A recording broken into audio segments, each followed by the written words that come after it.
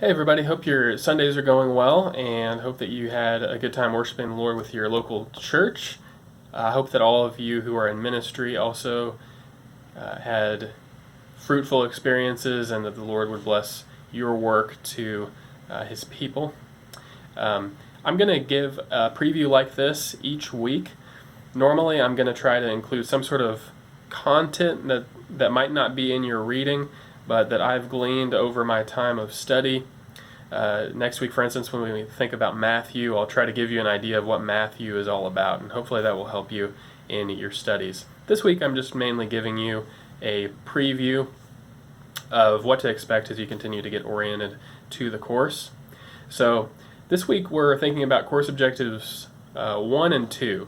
So when you read about canon, why these books are canonical, why they fit in our New Testament, and when you discuss that and when you write an essay about that, that's really helping us to achieve course objective number 1, and both for this course and for New Testament Survey 2, sort of getting us to think through why these books matter in the first place, and important issues to consider there.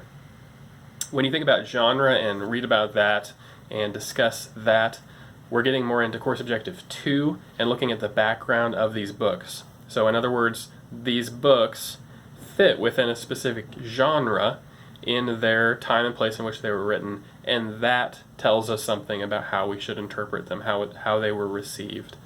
So getting into objective 2 in that regard, and then moving forward from this week, we'll get into studying these books more directly. One thing to note is for the contextualized application assignments, you have 3 options, pastor, teacher, and scholar, each week. If you choose one of them the first week, don't think that you're locked into that. You always have the 3 options each week. So whatever appeals to you, go ahead and do that. Also, if you notice that one of the assignments is easier, some students in the past have kind of avoided those because they've thought that we were testing them to see if they're going to choose the easier option. We're not doing that, so don't worry about that. But alongside that, if you choose a more difficult option, perhaps something that you're not as familiar with, especially like reviewing journal articles, academic journal articles, that can be a little bit tougher to read those articles and condense them into a paragraph of what they're contributing. So if you choose that option, then know that I'm not going to grade that quite as stringently.